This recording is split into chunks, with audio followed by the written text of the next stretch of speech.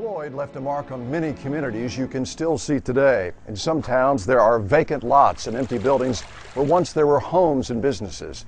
But in many communities, there's been rebuilding of structures and spirit. We could actually reach up and touch the bottom of the stoplight there from the boat. Chuck Barwick is back in his hometown of Seven Springs. It's on the Neuse River between Goldsboro and Kinston. 10 years ago, he was coming down the street in a boat when WREL News reporter Amanda Lamb caught up with him. EMT Chuck Barwick helped rescue residents when the water started to rise.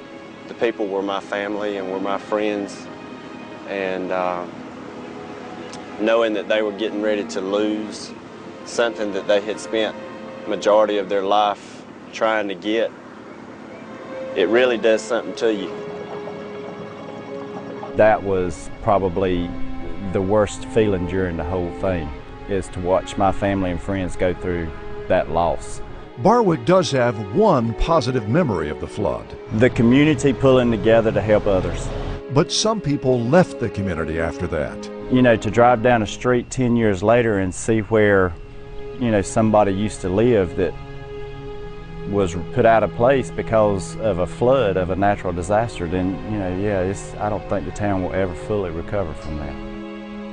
Homes are missing just downriver in Kinston, too. You can see the driveway after driveway.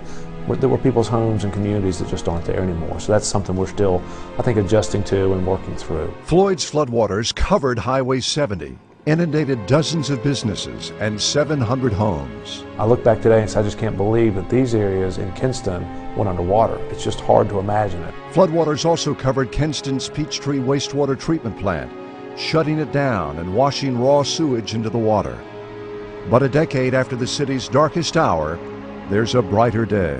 The impact on our community, I think, really is long-lasting, and in the end, most of it is for the better. FEMA funds helped pay for an expansion of the city's North Side wastewater treatment plant. That allowed it to close the troubled Peachtree plant, which had been plagued by water quality violations for years. The benefit to the community of getting that facility out of harm's way really is a positive occurrence from or result from Hurricane Floyd. So were state funds that allowed the city to move junkyards away from the river that had been flooded by Floyd. You had vehicles with gas and other oils in them, and you could see the plume going downstream.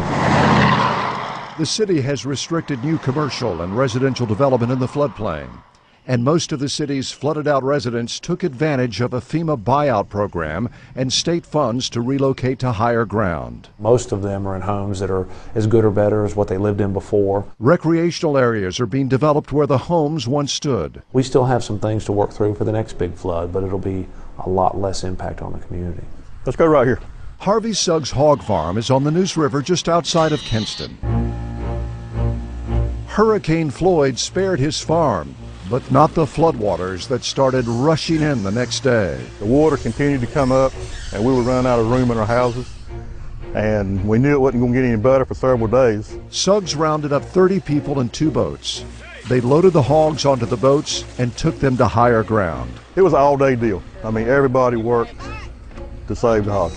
Suggs lost only 70 of his 2,800 hogs. In a couple of days, we would have lost them all. Suggs Waste Lagoon never flooded. Actually, the lagoon itself saved some of our pigs, because that was the only thing in this entire area that was above water, was the lagoon dock.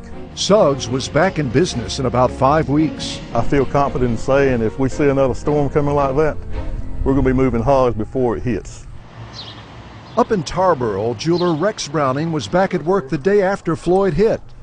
He says the Tar River was high, but the town was dry. Sometime early the next morning, came down here and water was almost knee deep, and then it just kept right on coming up. WREL News reporter Todd Hauer caught up with Browning after the floodwaters receded. The water seeped into every crack and crevice.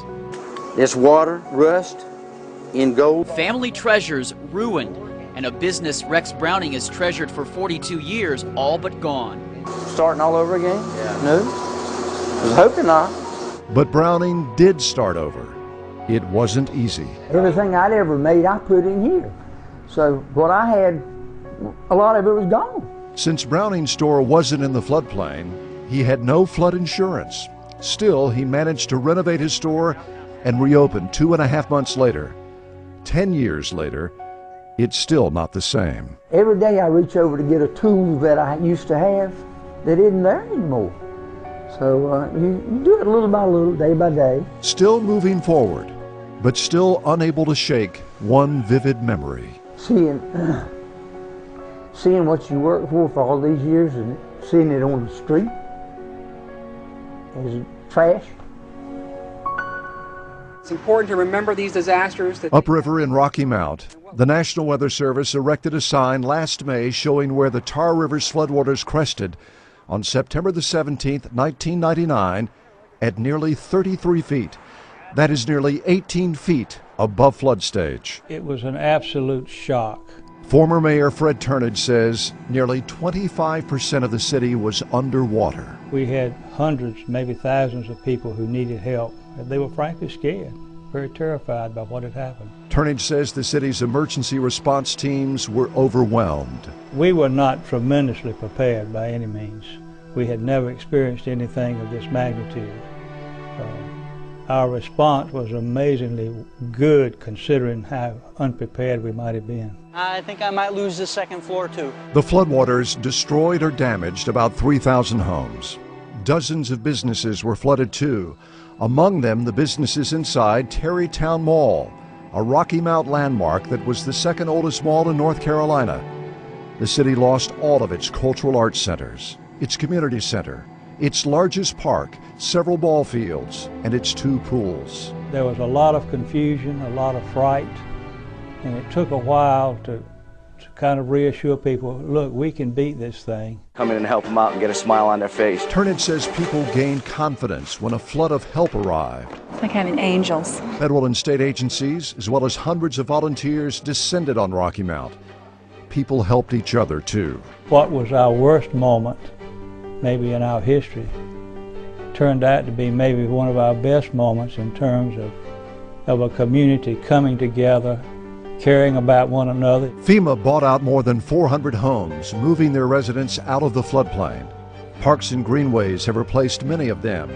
The old Terrytown Mall site was elevated, and a new Sam's Club is there today.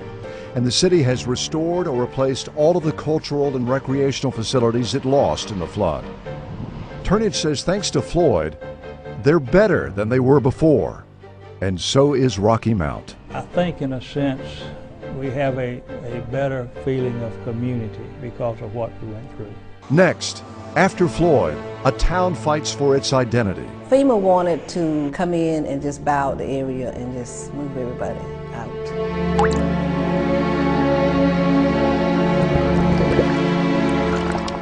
The Edgecombe County town of Princeville was nearly wiped off the map by Hurricane Floyd. But the flood brought Princeville a lot of attention, in part because of the town's historical significance. In some ways, all of that attention actually helped to put Princeville on the map. Eddie Hinton has run his body shop behind his house in Princeville for nearly 30 years. It stretches out. When the floodwaters came, he scrambled to the roof of his house, carrying some of his clothes with him. And by that time, the helicopter come around, and they saw me on top of the house, and they sit over the house, told me I had to go. I said, no, I ain't going nowhere. So I said, I ride on the boat. He said, well, some boats is on the way down here.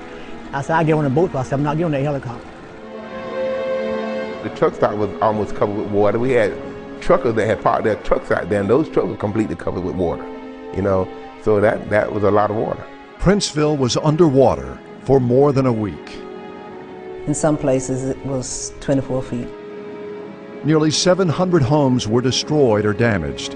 A WREL News crew caught up with Eddie Hinton in the FEMA trailer he lived in for more than 2 months. I lost a lot, but I haven't lost my faith in God. I haven't lost my faith. I believe from here on we can step by step we'll make it. FEMA offered to buy out residents and move the town to higher ground. At the time, Claude Johnson was for the buyout. It got to be my choice to do what I want to do over here. I can't decide what next door's going to do. Princeville resident Bertha Barlow wanted to stay put. And if we can move back and rebuild, and God bless us to rebuild, we're going to do it. I don't know who wants to sell out, but I don't. Town council was split over the buyout.